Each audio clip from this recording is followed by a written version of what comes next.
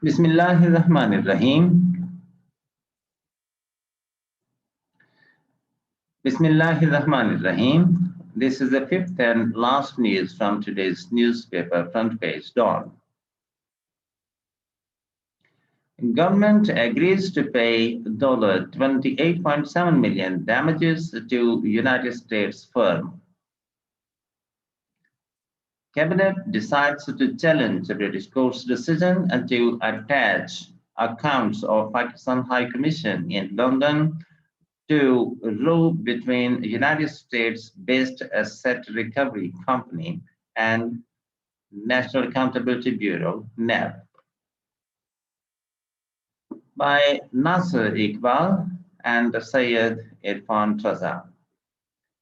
Islamabad, the federal cabinet has approved the payment of rupees $28.7 million in damages to the Washington-based asset recovery firm Broadsheet LLC, and at the same time decided to challenge the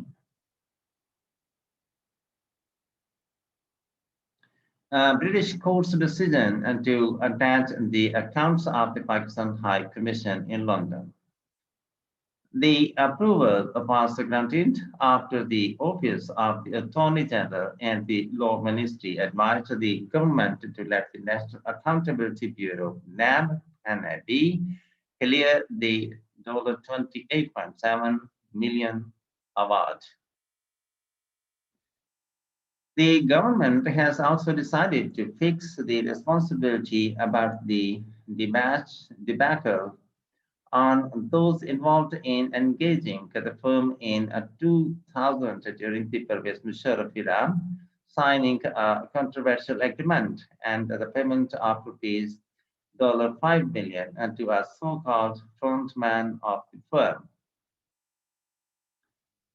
The federal cabinet has given approval for payment of damages to the United States-based asset recovery firm, advisor to the Prime Minister on accountability, Mirza Shahzad Akbar told Dawn, adding the government would also fix responsibility about the debacle on those involved in engaging the firm on ambiguous terms and already paying the damages amount to a so-called representative of the firm.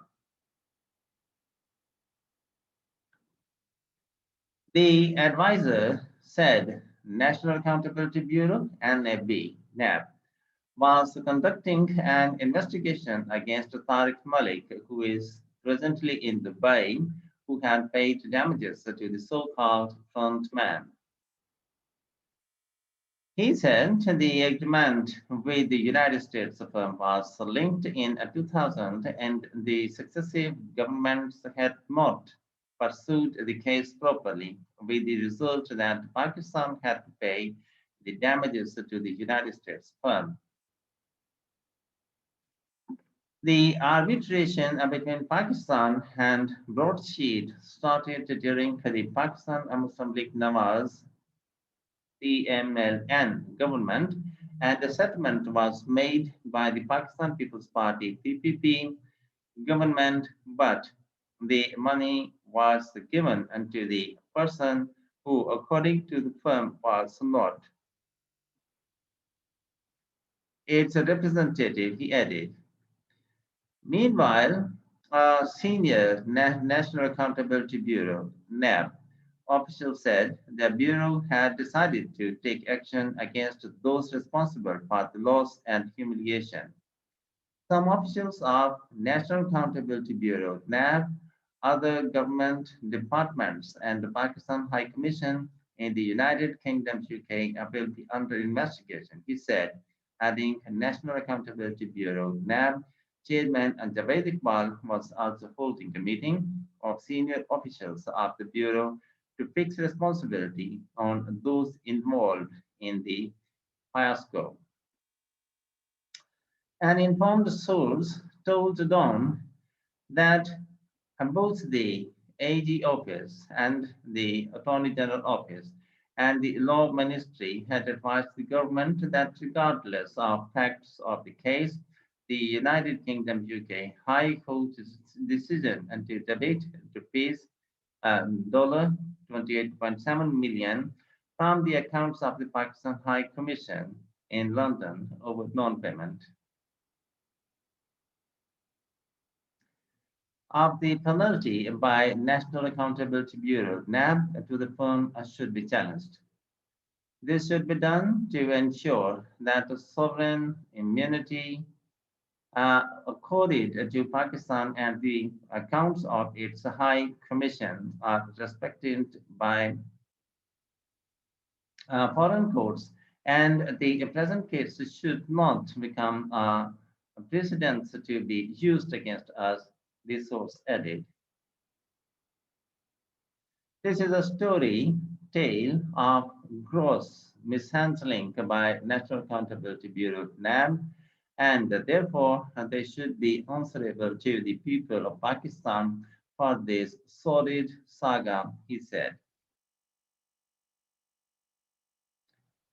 It should also be looked into how the award of $22 million accumulated into $28.7 million due to non-payment of interest, which incurred at a rate of $4,758 per day, an amount also compoundable after every 6 months, the source said. The clearing of the penalty was necessary to avoid further recurring of heavy interest, he said. Usually, the accounts of high commissions, embassies, and central banks were treated as sovereign assets, hence, they are immune from being taken over, he said. Referring to the role of the National Accountability Bureau, NAB, in his fiasco, the source described the event as a perfect example of how things should not have been done. This is the second such setback to Pakistan in a row, as earlier on December 16, 2020, the High Court of Justice in the British Virgin Islands BVI granted a stay order ex party on a plea by the Lithium Copper Company for enforcement of July 12, 2019 $5.97 billion award against Pakistan by the International Center for Settlement of Investment Disputes in the Ricodic case. In June 2000, Pakistan initially faced a lawsuit of $580 million on a dispute raised by Broadsheet LLC, a company hired for recovery of money and assets plundered by Pakistanis and invested in offshore companies. An agreement was signed between the firm and the National Accountability Bureau, NAB, to help recover the country's stolen assets stashed in different offshore companies, but the dispute arose on the payment of service fees, which was subsequently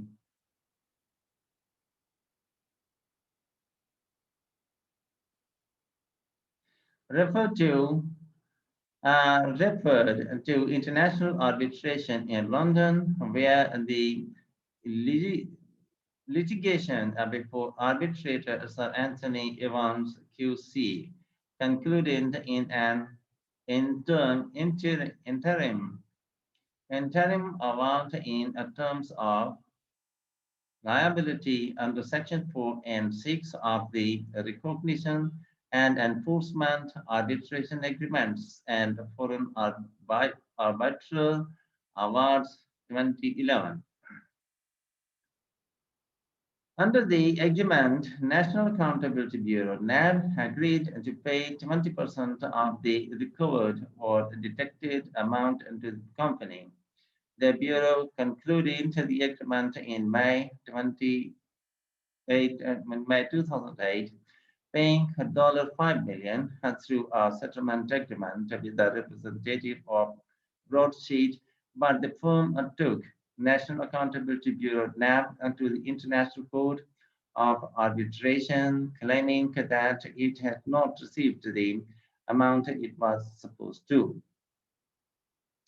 In December 2018, a former English Court of Appeal, Judge Sir Anthony Evans, QC, issued the order for payment of rupees of $22 million to Broadsheet by the government of Pakistan in July 2019, and the government filed an appeal against the order but was unsuccessful in its bid. The arbitrator found that Pakistan had National Accountability Bureau (NAB) had wrongfully repudiated the asset recovery agreement with Broadsheet and ruled that the company was entitled to damages. Talking to Don, former Prosecutor General of National Accountability Bureau (NAB), Irfan Qadir said the country faced defeat because the case had not been properly pursued. He claimed that the under internationally recognized doctrine of contra proferen- prof- mm, proferentum, any clause considered to be ambiguous should be interpreted against the interprets of the party that created, introduced, or requested that the clause be included. Mr. Qadir said the firm had inserted a clause in the contract under which it was to get a share not only in assets it will trace outside the country and also in those recoveries to be made in Pakistan by any other organization like National Accountability Bureau, NAB, etc. The United States firm had not traced even a single asset of any accused of National Accountability Bureau (NAB) abroad, but claimed its share in recoveries made inside Pakistan, he added. He said the agreement was drafted by the same firm and therefore the liability of any ambiguity fell on the firm. And in the end, the formal request, if you have not yet, please subscribe our channel and press the bell button to get the press from us. Thank you very much. Have a nice time. Goodbye.